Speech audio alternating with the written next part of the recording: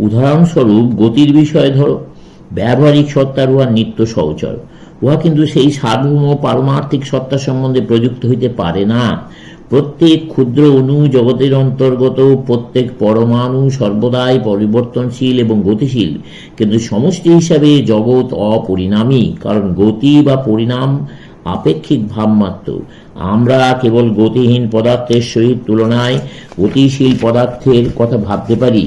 গতি বুঝতে গেলেই দুইটি পদার্থের আবশ্যক। সমুদয় সমষ্টি জগৎ এক অখণ্ড সত্তা স্বরূপ, উহার গতি অসম্ভব। কাহার সহিত তুলনায় উহার গতি হইবে, উহার পরিণাম হয়, তাহাও বলিতে পারা যায় না। কাহার সহিত তুলনায় উহার পরিণাম হইবে? অতএব সেই সমষ্টি সত্তা নিরপেক্ষ, কিন্তু উহার অন্তর্গত প্রত্যেকটি অণু নিরন্তর গতিশীল। একই সময়ে উহা পরিণামী, অপরিণামী, সগুণ নির্গুণ দুই। ইহাই আমাদের জগৎ, গতি ও ঈশ্বর সম্বন্ধে ধারণা, তত্ত্বমসি অর্থ ইহাই। আমাদিওকে আমাদের স্বরূপ জানিতে হইবে। সগুণ মানুষ তার উৎপত্তিস্থল ভুলিয়া যায়, যেমন সমুদ্রের জল সমুদ্র হইতে বাহির হইয়া আসিয়া সম্পূর্ণ পৃথক হইয়া থাকে।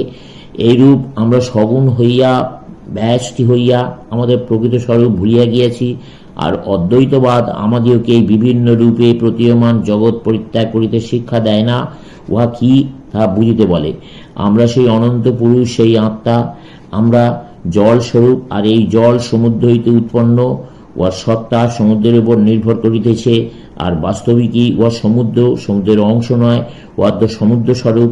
কারণ যে অনন্ত শক্তি রাশি ব্রহ্মাণ্ডে বর্তমান, তার সবটাই তোমার ও আমার, তুমি, আমি, এমনকি প্রত্যেক ব্যক্তি যেন কতগুলি প্রণালীর মতো, যেগুলির ভিতর দিয়া সেই অনন্ত সত্তা নিজেকে অভিব্যক্ত করিতেছে। আর এই যে পরিবর্তন সমষ্টিকে আমরা ক্রমবিকাশ নাম দিই, তা বাস্তবিক পক্ষে আত্মার নানারূপ শক্তির বিকাশ মাত্র। যে পর্যন্ত না অনন্ত অনুভূত হয়, ততক্ষণ আমরা থামিতে পারিব না।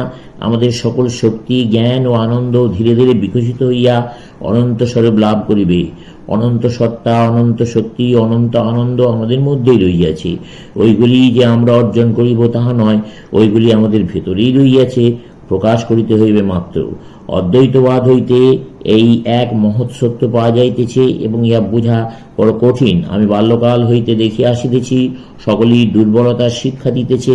জন্মাবধি শুনিয়া আসিতেছি আমি দুর্বল। এখন আমার পক্ষে আমার স্বকীয় অন্তর্নিহিত শক্তি উপলব্ধি করা কঠিন হইয়া পড়িয়াছে, কিন্তু যুক্তি বিচারের দ্বারা দেখিতে পাইতেছি আমাকে শুধু আমার নিজের অন্তর্নিহিত শক্তি সম্বন্ধে জ্ঞান লাভ করতে হইবে।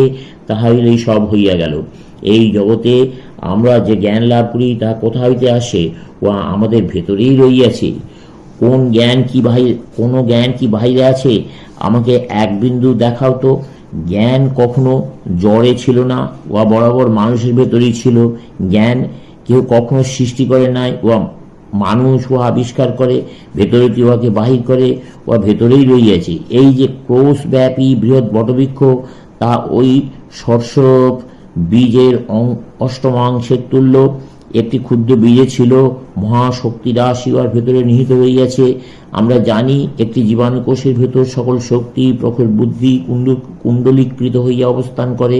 তবে অনন্ত শক্তি কেননা তাহাতে থাকিতে পারিবে? আমরা জানি তাহা আছে, পয়লিকাবৎ বোধ হইলেও ইহা সত্য। আমরা সকলেই একটি জীবাণুকোষ হইতে উৎপন্ন হইয়াছি, আর আমাদের যাহা কিছু শক্তি আছে তা ওই জীবাণুকোষেই কুণ্ডলীকৃত হইয়াছিল।